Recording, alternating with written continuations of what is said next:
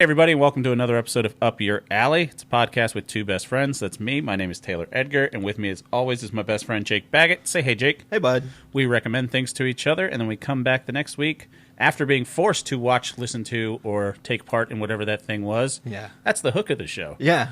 And Forced. Yes, forced fun. Yeah. Mandatory fun, as Weird Al would say. I like how at the beginning we were both like, we were just kind of barely paying attention to whatever we were forced to watch, and then we were like, we got engaged to it. Yeah. It makes it more fun to talk about this stuff. It's working. And then we come back and we grade them. We give the other person a score between 1 and 3, depending on how much that thing is up our individual alleys. And right now the score is me with 52 points, Jacob with 51 points, as we come to week 4, the final week of All Affleck April. For the past 3 weeks, I have been subjecting Jake to films by and starring my favorite actor, Ben Affleck, which I'm comfortable saying now. Like, coming into All Affleck April, I'm like, you know, I like Ben Affleck, and I think this would be a funny bit. Yeah. But the more, because I watched Affleck things that I didn't recommend and rewatched all this stuff again, I'm pretty comfortable saying now, I think Ben Affleck's my favorite actor. That's great. And I'm unabashedly saying that, and it's unironic as well. There you go. I think he's the best actor working right now. He might be one of the best directors working right now. This is a big month for all of us. We've all grown to love Ben Affleck and more. Ben Affleck. Me, you, and Ben Affleck. I don't think he knows about it. Oh, he knows.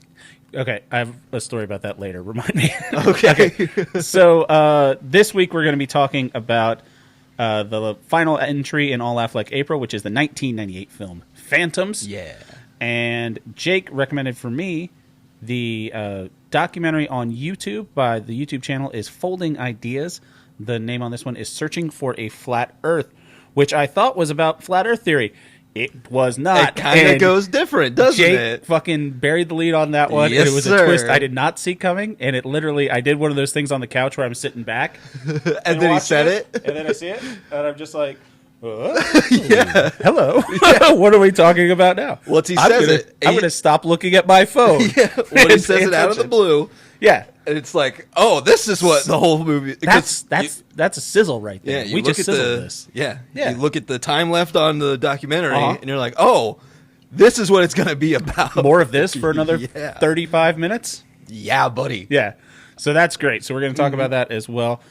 First, we're going to do a little catching up like we always do. How you been, bud? I've been good. Moved into the new place like you told me? Yes, sir. Awesome. All moved in. Feeling good? Tired as hell. Feeling like home yet? Yeah, it feels really great. It's a really nice spot. Good. We're going to set it up so that it looks fancy at the dining area. Oh, yeah? And then it looks nerdy at the TV area.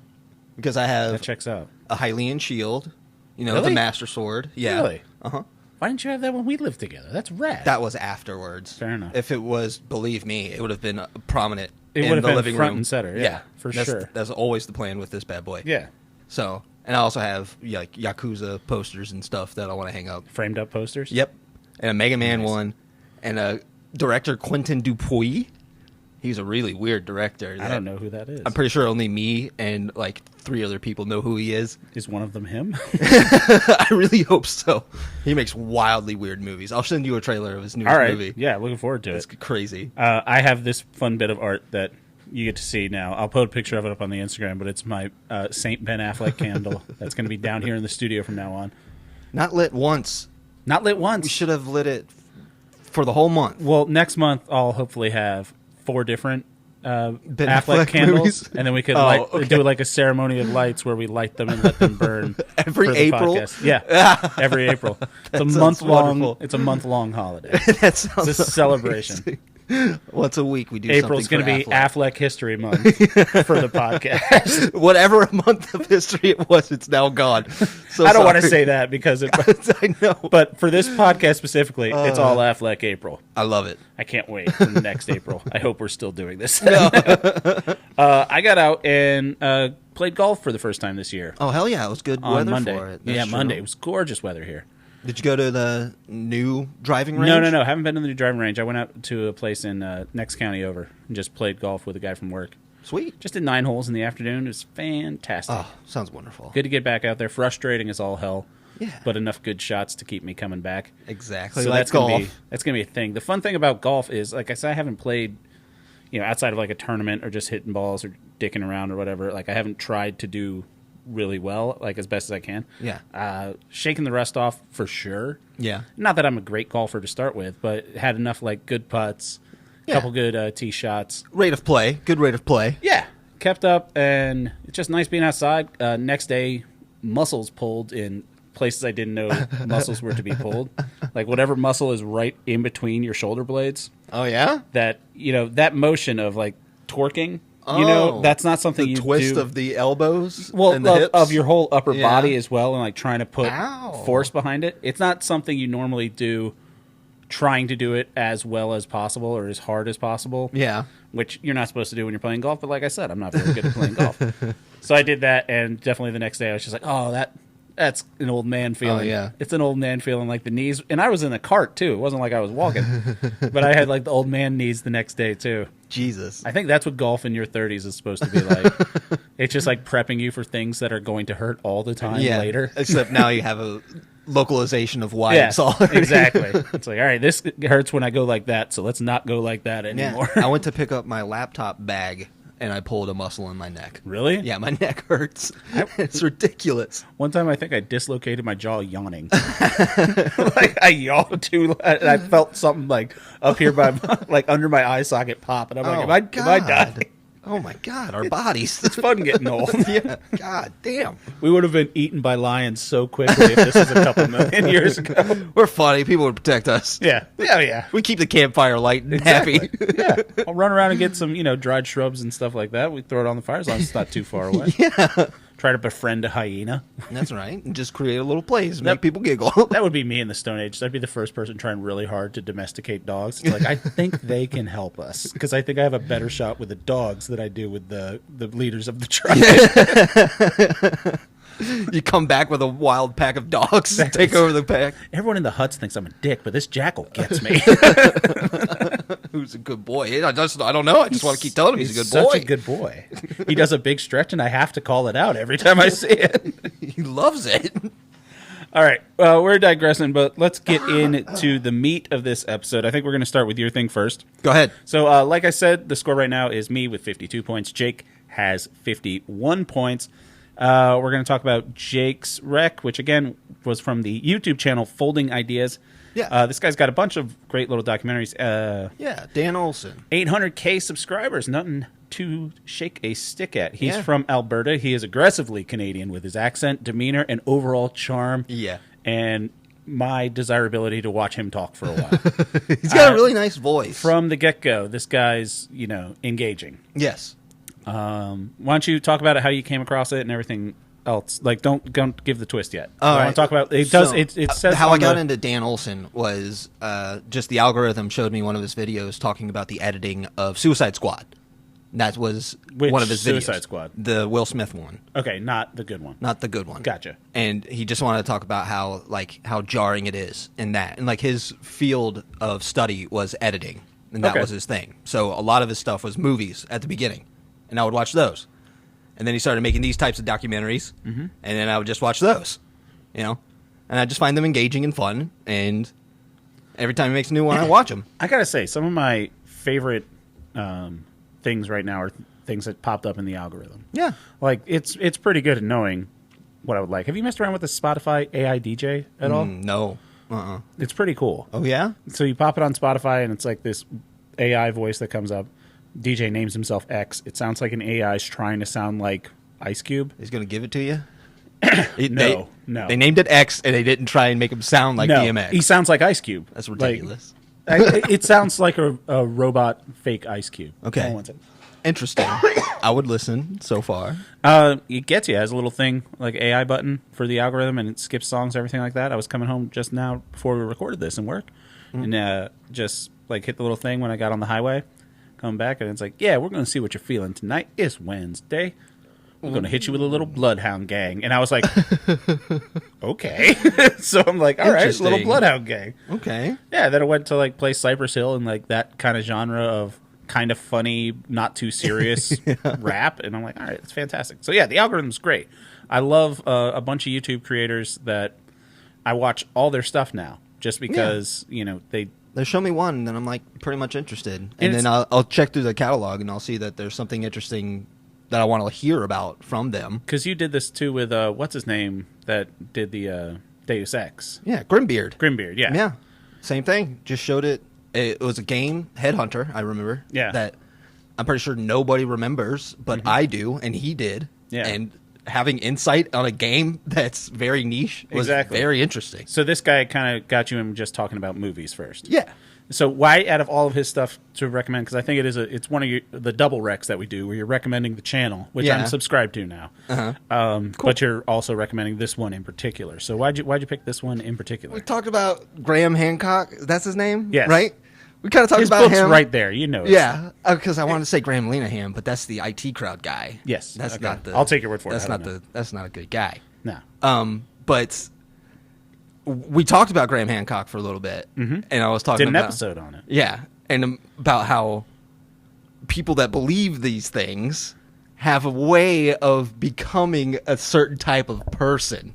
That's what I was thinking. Okay, Yeah. so if you haven't heard, a couple episodes back, I recommended a Netflix series for Jake called Ancient Apocalypse with Graham Hancock. Graham Hancock's this guy who he thinks that mainstream archaeology is completely in it for the wrong. money. Yeah. From their ivory towers of archaeology school. And there was a advanced civilization that was around 12,600 years ago. There was an event called the Younger Dryas where sea levels rose rapidly over the course of just a couple weeks, wiped out a super advanced civilization, and modern civilization, us, restarted from that, and we're just now finding remnants of a more advanced civilization. Right. Yeah. Jake gave that one a stunning 1. Yeah. And it was because... Well, I'll let you say how you feel about the conspiracy folk. The conspiracy folk, Dan goes into it really well. It's something where, like, me and you can look at stuff like this, like conspiracies, and find them interesting. Yes. And see how people find these threads and make the connection and either say, that's silly, or I can see how you would make that connection, where other people are like, that is the connection, everybody is lying to you. And then they jump from there. It's like, I cannot believe anything anymore. Yeah, it gets culty real quick. Yes. Like Doomsday Cult, which is something Dan, right? Dan. Yeah. He talks about quite a bit. Yes. So you gave me this one, which starts out objectively about flat Earth. So let me show you, like, if you haven't seen the documentary, you need to go see it. It's fantastic. I'll jump the gun on this. It's a 3. It's a 3. Rock and roll. It's a 3+ probably. Sweet. I watched this documentary twice. So it starts out really great where he's finding an old YouTube video that came into his algorithm, which was someone that was a flat earther. Which right now, just pulling up if you type in this documentary in YouTube, searching for a flat earth, it pops up with a content warning. It says, flat earth is an archaic and scientifically disproven conception of the earth shape as a plane or a disk. Many ancient cultures described a flat earth cosmography. The idea of a spherical flat earth, blah, blah, blah, blah, blah, with Pythagoras and Socrates and all that stuff. But it's basically a warning pops up when you bring up flat earth. It's like, hey, this is bullshit. Yeah. Because there's a lot of flat earth YouTube videos. Right. That They're they're just trying to prove it. Mm-hmm. So he goes out.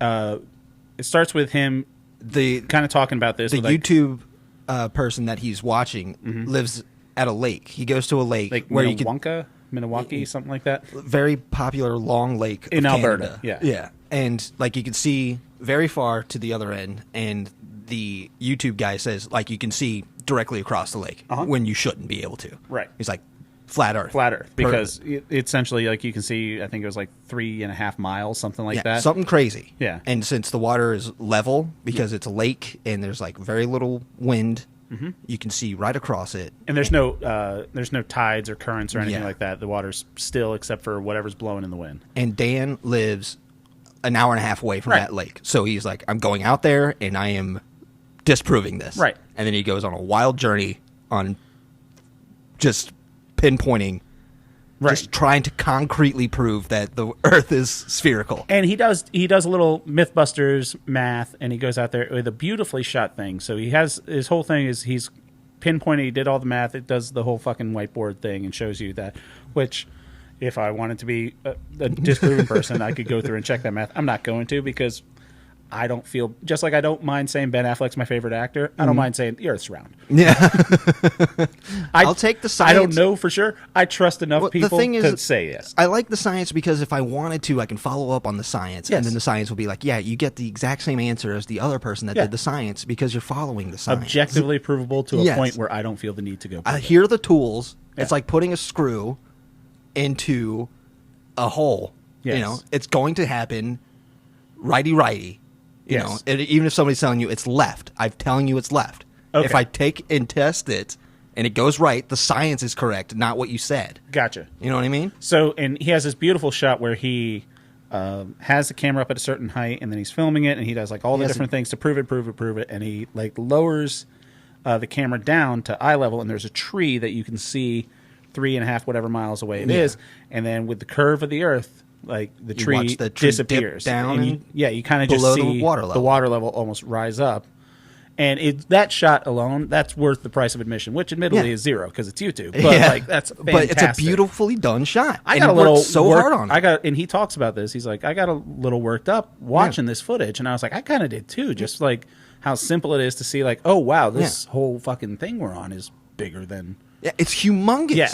And it's amazing to see something like this happen. And it's cool. It's real cool. And then the documentary foot takes a turn. Yeah. And then he talks about how people believe into this flat Earth stuff. Right. How people buy into it, and how it's something that even though you can be proven wrong, you can still believe it really hard as fact. No matter how much ammunition you throw at them in the forms of verified facts, showing them the error of their ways, pointing out where their logic is flawed, yada, yada, yada, whatever.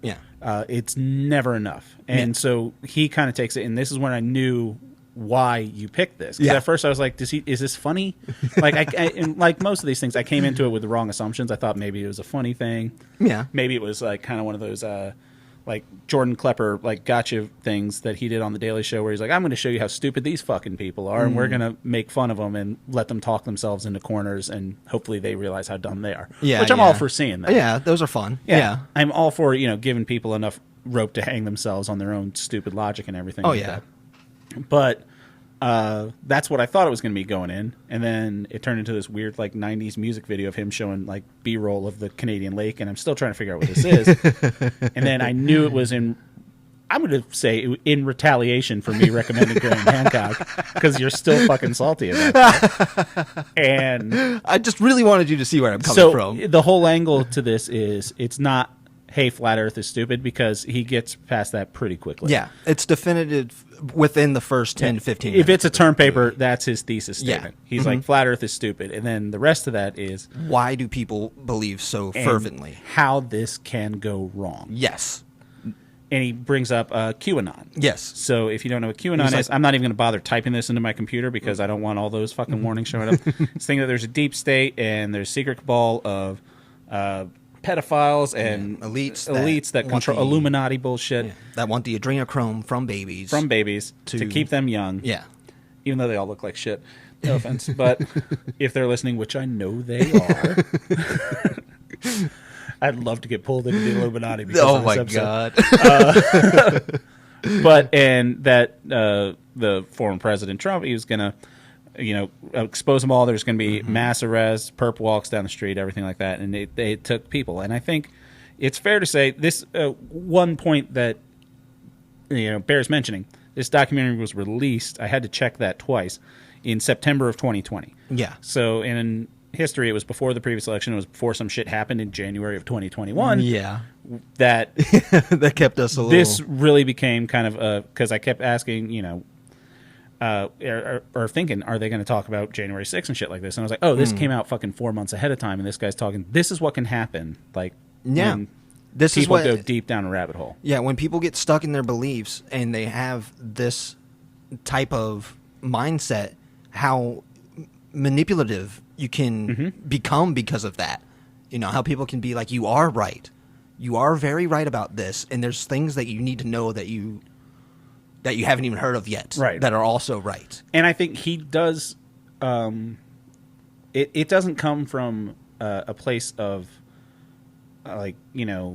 anger, or a place of you're trying to poke fun at people, or you're trying to demean other people. He really does a great job as a documentarian, and he has a lot of personal commentary. I know there's the kind of documentaries where they're like, I'm not going to say shit, I'm just going to present the evidence. Yeah. This is a documentary. He does a lot of his personal input onto this, and he really comes from a place of empathy for it's like, this is, and it's a horrible thing. He kind of treats it more the same way people would talk about addiction or anything like that. It's like, hey, there comes a point where, yes, you made the decision to start down this path, but it gets to a point where it gets away from you, and then it's no longer your point. And that's one of the coolest things about this documentary to me is the empathy. Yes. Of understanding that it's not, stupid people that this is affecting. It's vulnerable people that this is affecting.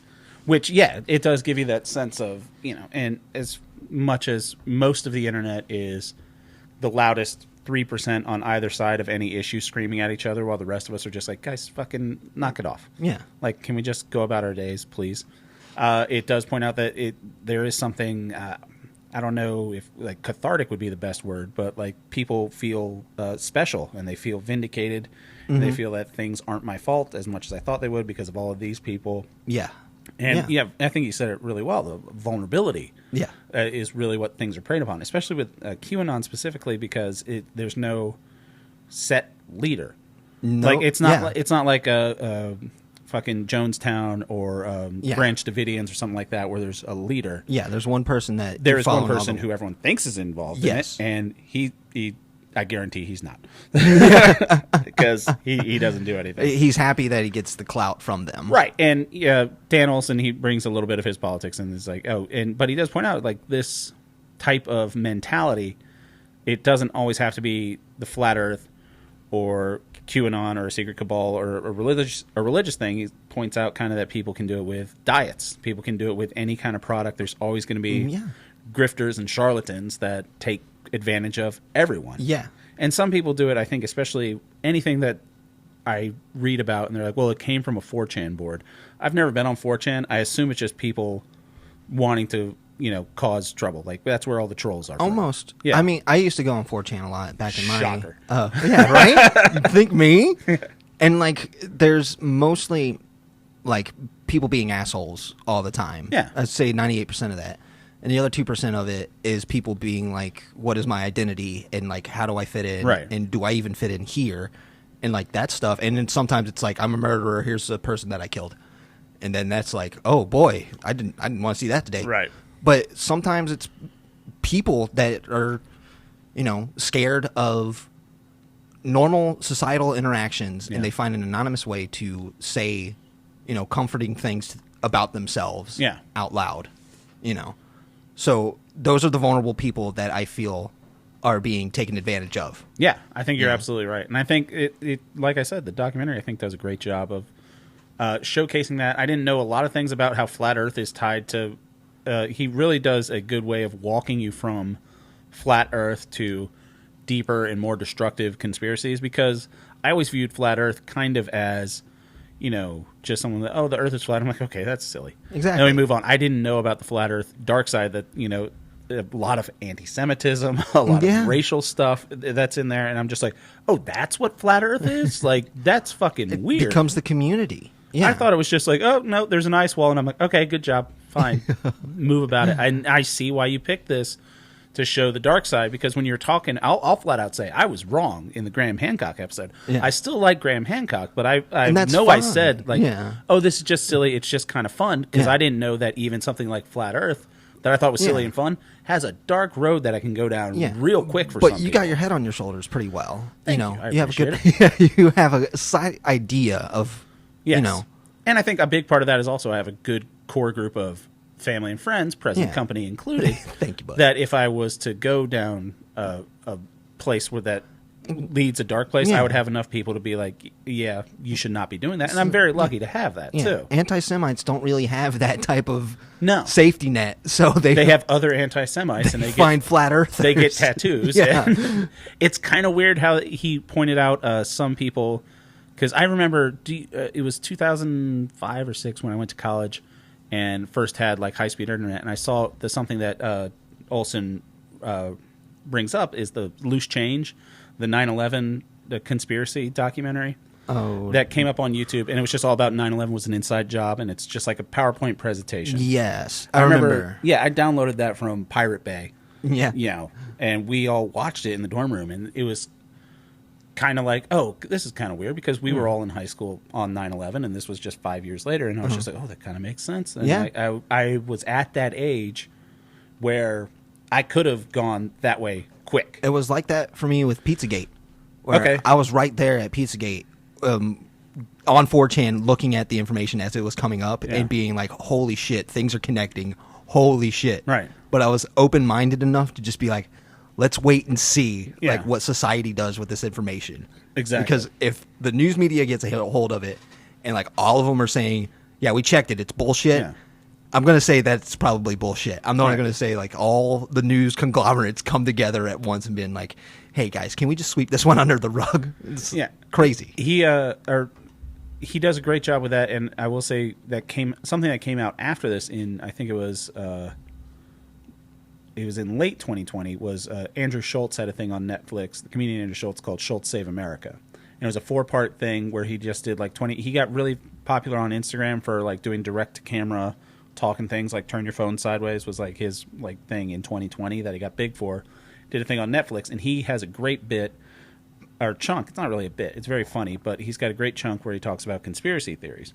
And you know, this was late 2020 when all this was going down, and he pointed out one of the things about Pizzagate and stuff like that is these people all feel vindicated because of the Jeffrey Epstein shit. Yeah. He's like, they were right. They've been saying this for years, and here it is. Mm-hmm. It's like, so, and I think that stoked the fire for a lot of this shit, too. Very true. Everyone involved is a fucking monster, of course. But it is kind of, it made me sad for some people that I would normally think, you know, I would just write, oh, that guy's a fucking moron. You know, I don't have to listen to what he has to say. But more and more, it's just like, I wish they were. Maybe you should talk to somebody. Yeah, I really wish they would.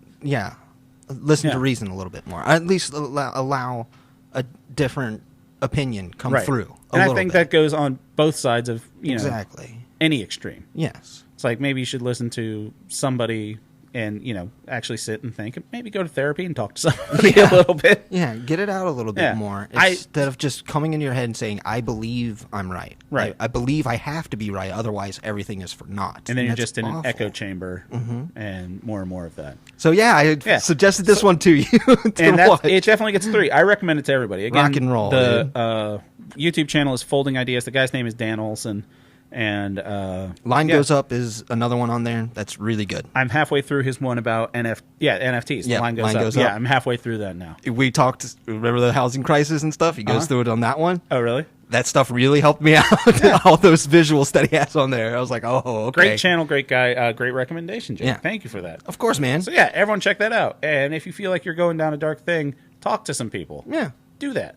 Yeah. BetterHelp.com. They're not a sponsor yet, but I'll give them a plug. You're never alone. Yeah. You're never, ever alone. Yeah. There's always people that want to listen to you, even if they're mad. Yeah.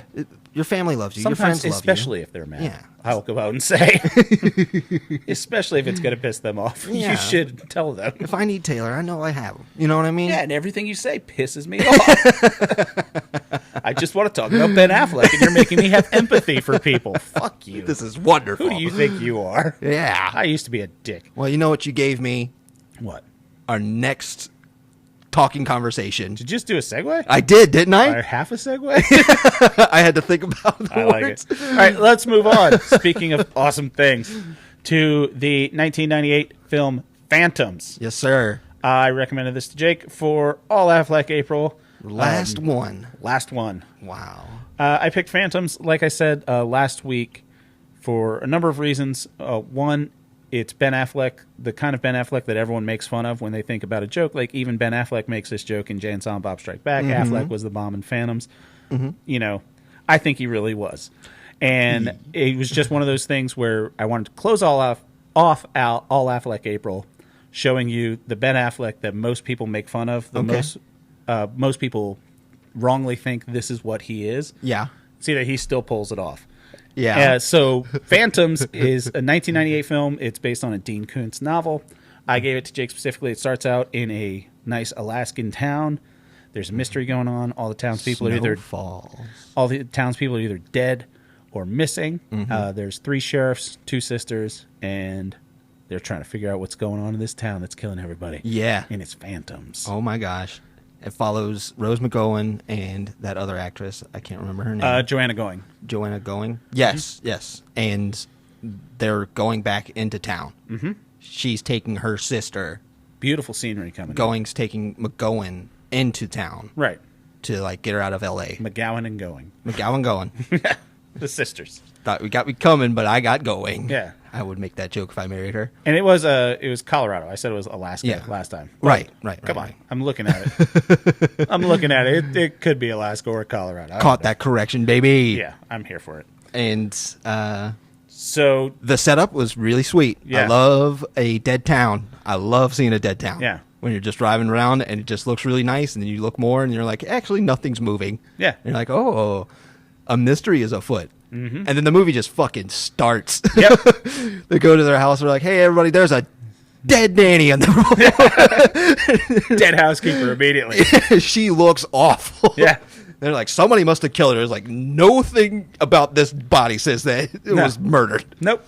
So they're like, let's run to the police officers. Okay. So before we go further into the plot, yes. I'm aware this is a very, very silly movie. Oh, hell yeah, is it? Like, I'm well aware. Oh, I'm not my saying, God. like, if you want some real horror, if you want real mystery, you go watch Phantoms. But, baby. Again, before we go forward again, Yeah.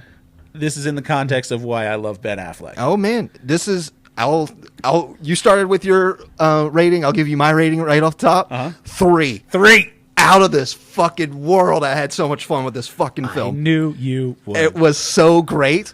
Because it was nice. It was slow paced starting. It was like a Kubrick film. Yeah. Just following a car is Twin going Peaks-y. into town. I told you, it reminded me a lot. Like, when I first saw Twin Peaks, I was like, it kind of looks like Phantoms. So like, it's just that's where my head is. It was taking its time going through. Yeah. And then Dead Housekeeper. And then the movie was like, okay, we're starting.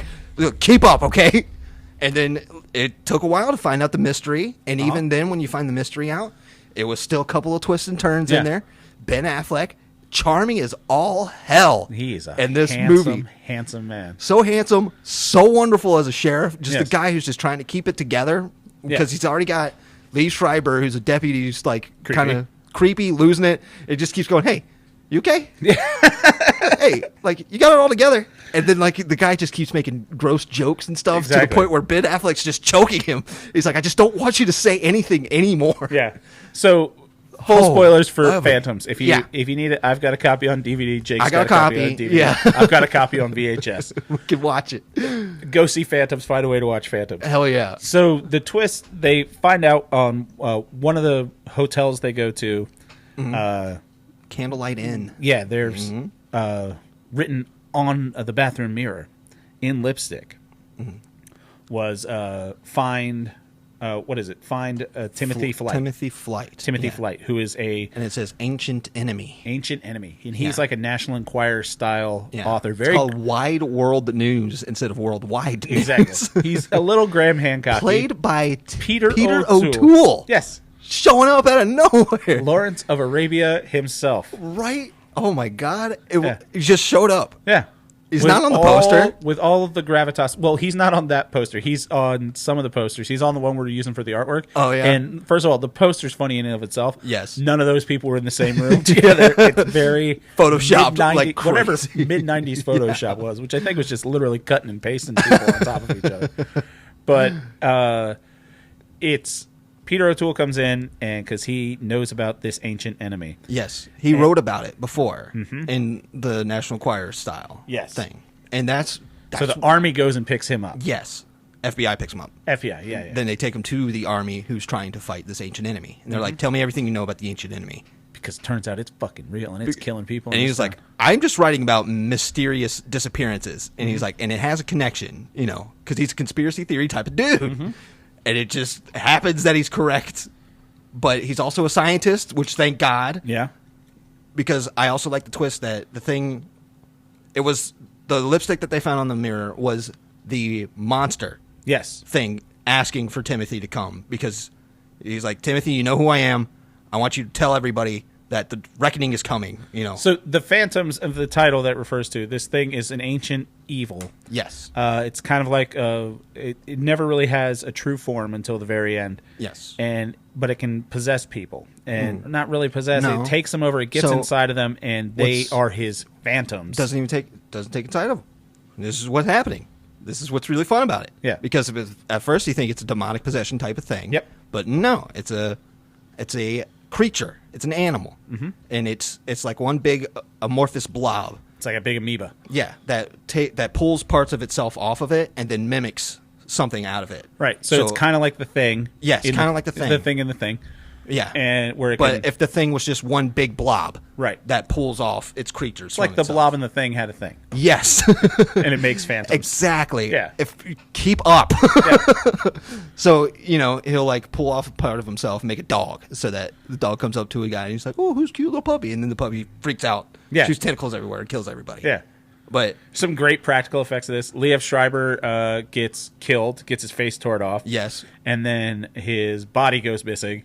And then Liev Schreiber's a bad guy. Yes. Yeah. Great. Liev Schreiber, Rose McGowan. Yeah. Coming together again. Yeah. Or before Scream or after Scream. I think it's after Scream. Remember. Yeah. So they're together again. That's great. And yes, the practical effects look amazing. Yeah. The computer effects look garbage. terrible. They look like 1997. They look so bad. I don't understand how they did Jurassic Park and then nothing looked as good as Jurassic Park until like 2010. That's the funniest thing about it. Yeah. Because you watch it and Jurassic Park still holds up. You put that in on 4K and it still looks the dinosaurs great. Look fantastic. Yeah. You put this thing in 4K. That's why they're like, no, we can't do this. That's why I can't find it on Blu-ray.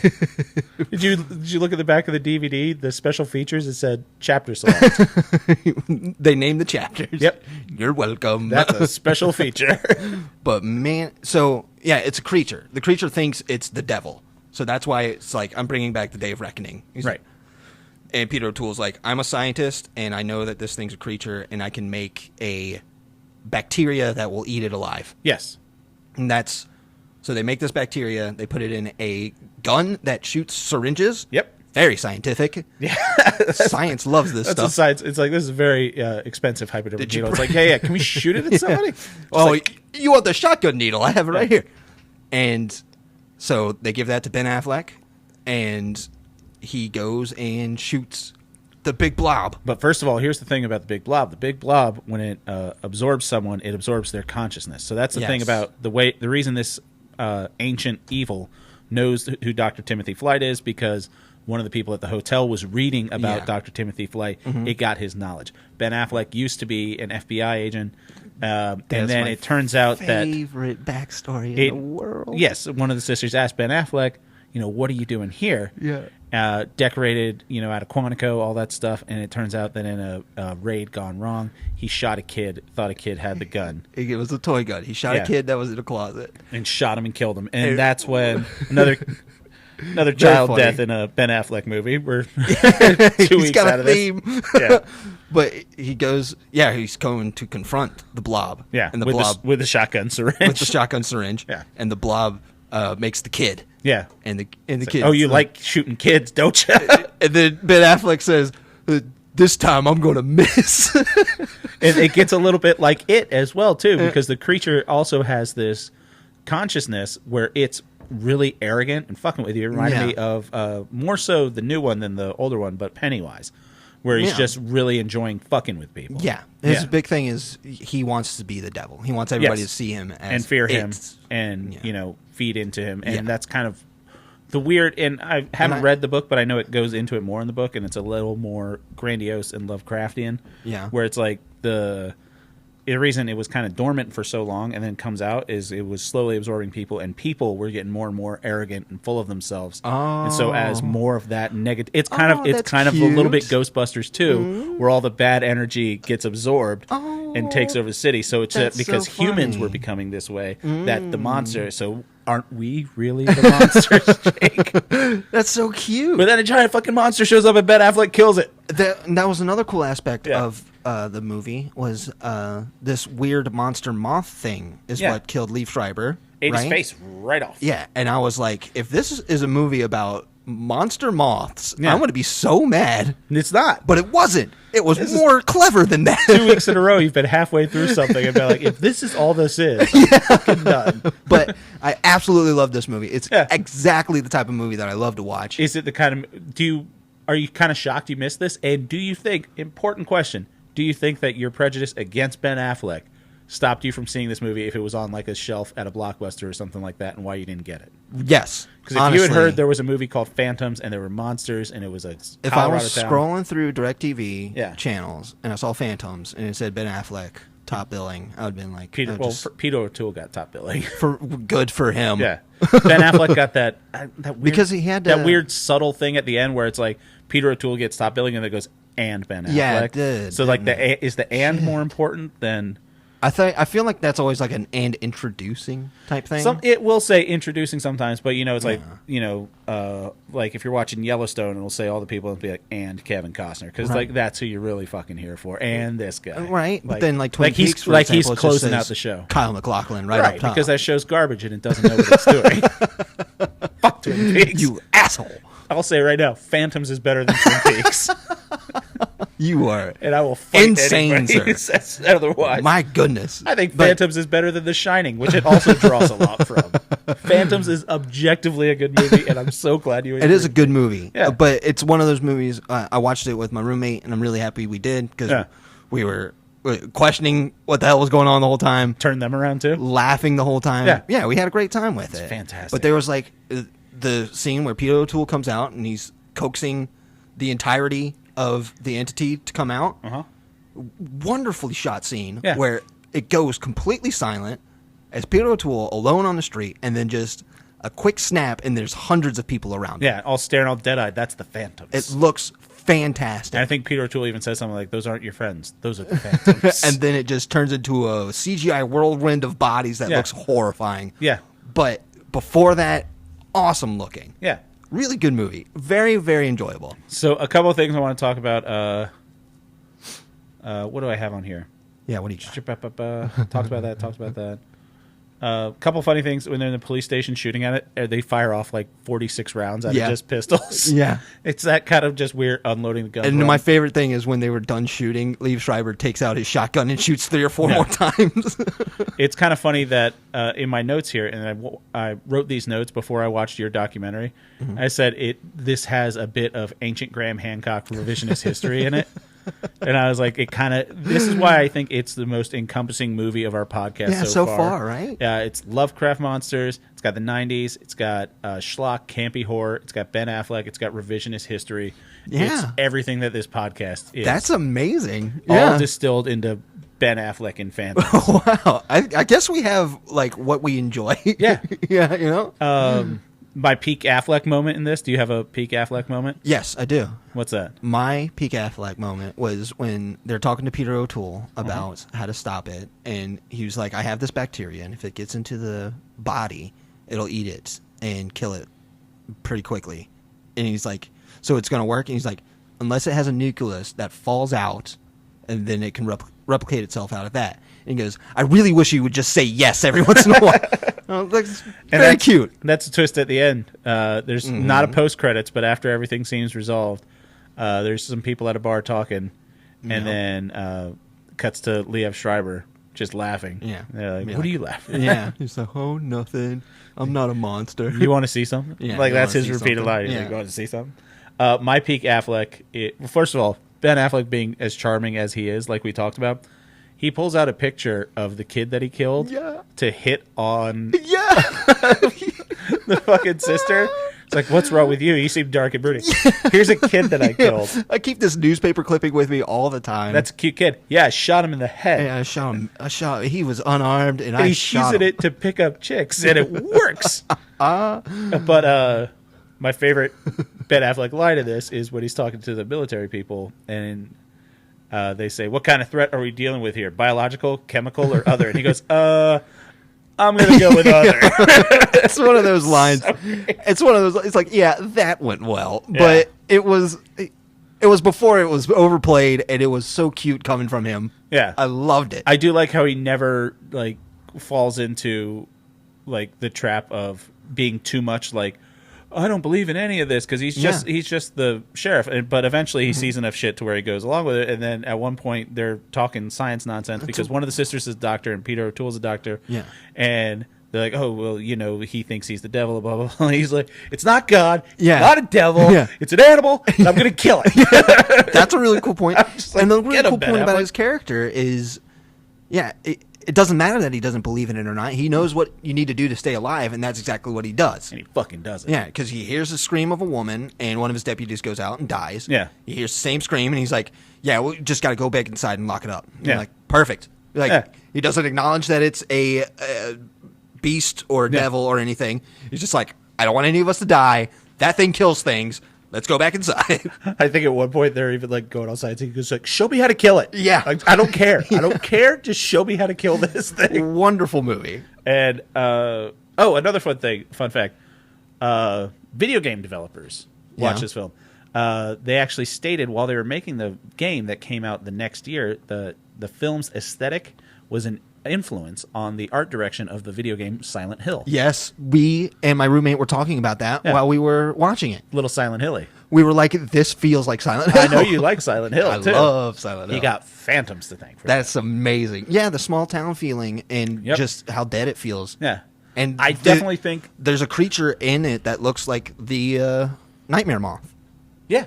So it was awesome. Mm-hmm. It was more flesh colored and wild, but yeah, you can see the resemblance. It's wonderful. I think this movie lacks the space that it would really need it to be a really great movie. I think it's a great movie, but it's not like an all-time great movie. Mm-hmm. I think the story and everything could have been more. It was kind of pushed out. Ben Affleck won an Oscar and like, oh, we have him in this thing. Like, just fucking let's put it out and we'll put him in it. And it's not a top-tier movie. Like we said, special effects and stuff. But it holds up. I think it has its charm. Yeah. I think for everyone that jokes about Ben Affleck, watch the 4 things that I've put forward, and I think I will change anyone's mind. I would say what we have right now is a conversion. You do? I am a Ben Affleck boy now. Would you say Affleck was the bomb in Phantom? Yes, he was absolutely the bomb in Phantom. Absolutely the bomb in Phantom. It was amazing. I like Ben Affleck a lot now. Fucking A. I am so into it. If he's going to be in a movie, I'm actually going to be be this might be a good movie. Ben Affleck's good. So what that's exciting. What you were saying earlier, this is how dumb my fucking brain is. Yeah. So I think it was last Friday, like afternoon. My phone kept going off when I was at work, and it's like, oh, whatever. And I'm driving home, and I get 2 more calls from it. They're driving home at like 4 or like 5 o'clock. 2 more calls, and I looked up. It's a Wilmington, Massachusetts number. Yeah. And I'm just like, no. It's I look at him like Wilmington, Massachusetts, right outside of Boston. I'm like, no. But my brain is so it's wrapped ready. up in my own world. I'm like, there's a chance. I mean, he would probably still have a Boston cell phone number. He probably doesn't have an LA number. He's probably had the same number for years. He visits Boston. This probably isn't his business line. This is probably what he just calls people on. And I was convinced for a while. I'm like, what am I going to say to him? Like, I don't know how Zoom works. I can't get him on the podcast. Obviously, he's going to want to be on it. There was people trying to sell me car shit. But for a while, I lived in this happy spot. I'm like, if I fucking get Ben Affleck on the show, yeah. He could have people that Google Ben Affleck all the time. They should. Yeah. And people should tell him. If you know Ben Affleck, tell him about this. Tell him that we dedicated a whole month to him. He's the official. He's literally, I bought the candle. He's the patron saint of the podcast. He has his faults, but he fucking knocks it out of the park when he puts his head to it. Funny thing about the patron saint candle, he's got a Ben Affleck one, which is his favorite actor. I have a Bruce Campbell one. You do? Which is my favorite actor. Yeah. And this wasn't planned. No. We just both ended up with one. It's like we've been friends for 20 years and should talk to each other more often. But yeah, all right. That was a great All Affleck April. That was a great All Affleck. I don't know. All Affleck, yes. That was awful Affleck Dable. Yes. Happy. Did you have fun this month? I had great fun. Wonderful movies. Great movie to end it off on. Yeah. This is right up my alley. Like I told you, I've had this planned for months. Yes. That was awesome. I have some things cooking now. I might have do you? Yeah, I might have a pokers in the fire. I got a suggestion. It's like, what's coming next? And it's going to be Mate Damon. And I'm like, no, I have nothing theme planned for May. Good. Unfortunately. Really? No, That's all right. Just normal stuff. Yeah, I'm We'll taking get my back to- time. We'll get back to you got to make it work. Trust me. Exactly. I want it good. I wanted to end the year on Affleck or start the year on Affleck and try to go as long as I could with just Affleck things. I'm like, no, it's got to be special. That's what I'm thinking because I want to do a theme thing too, but I don't want to just jump into it because I want to put some work into it too. You have to. I mean, I've set the bar pretty high. Yes. Yes. So, that's the end of All Affleck April. Thank you, everyone, for putting up with me this past month. What a wonderful And month. We've got one more Ben Affleck fan Yeah. in Mr. Jacob Baggett. It worked. So if you've got suggestions for what you think we should watch on the show, or if you have anything just to comment, if you want to tell me how much you love Ben Affleck, if you are Ben Affleck, feel free to reach out to us. You can follow us on Instagram at upyouralleypod. Send us an email, upyouralleypod@gmail.com. If you have anything you'd like to say to us, we'd love to hear from you. Please rate the show, subscribe to it, all that good stuff. Leave a comment. That helps a lot, too. Mm-hmm. And tell your friends, more importantly. But let's get into what we're going to be talking about next week. Mm-hmm. Jake, what do you have for me next week? We're taking it light. Light? I want to do it a light one. Light one? Yes. It's my favorite podcast. Your favorite podcast? Yes. What are we doing? Up Your Alley, episode 1. It's a joke. It's a kiddie joke. We're doing, I want to do, oh my God, the name just dropped right on my head just like that. Yeah.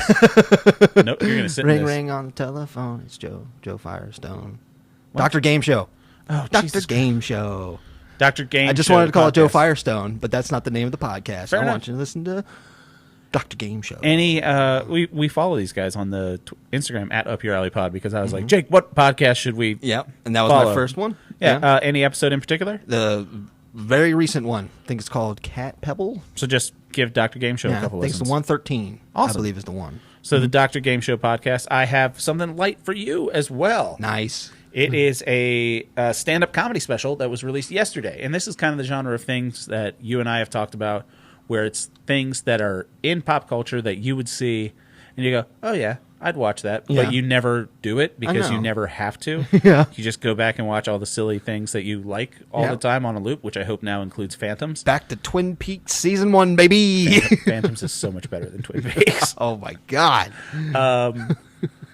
But yeah, it's a stand-up comedy special was just released on Tuesday of this week. It's the newest stand-up special by Mr. John Mulaney called Baby J. Oh, wonderful. It was released on Netflix. Oh, I am okay. a huge John Mulaney fan. Me too. And I think this might be his best special. Wow. Yeah. Good for him. It's been a while. Well, he's had some things in his life where he got a Exactly. divorce. He went to rehab for being on cocaine and stuff. Yeah. And now he's got a new kid and he's sober and everything like that. And it's kind of what made me want to recommend it to you specifically is a couple weeks back when we talked about Chris Rock's new special. Yeah. Chris Rock had this thing hanging over his head where he got slapped in the face where it's like he's got to talk about this. Yeah. John Mulaney has the same thing. Yeah. Like he got a divorce, he went to rehab, he was doing cocaine, he was acting like a crazy person. And his he thing, has to talk about that. Yeah, his thing is he talks about his life. Right. Yeah. And I think he nails it. He knocks it out of the park. That's wonderful. He's top of his game. Oh, good. And, I really miss the guy. I think he's super hilarious. He's a great voice for comedy Yes. because he is just a fantastic Nobody person. else could be that good of a spider pig. Yes. He's a great Spider Ham. Yeah, Spider And Ham. Yeah. Spider Pig was The Simpsons. Yeah. But and his work on Big Mouth and stuff like that, or the Sack Lunch Bunch, Oh Hello, which I got to see live on Broadway. And Oh I've Hello seen is him. one of the best Broadway specials I've seen. Yes, I don't disagree with you on that. Yeah. So you're gonna watch John Mulaney's new stand-up special, Baby J, streaming now on Netflix. I'm gonna give a couple episodes a listen to by Dr. Game Show, which is a podcast available pretty much everywhere. Yeah. I would assume. Wherever you get your podcasts. Yeah. All right. And for y'all, once again, hit us up on Instagram or send us an email or on YouTube or anything else and tell some friends. And I'm glad you all enjoyed All Affleck April. What a fun month. Lord knows I did. Thanks for putting up with me all month long, Jake. I love you, brother. Love you too, buddy. Talk to you next time. Bye-bye.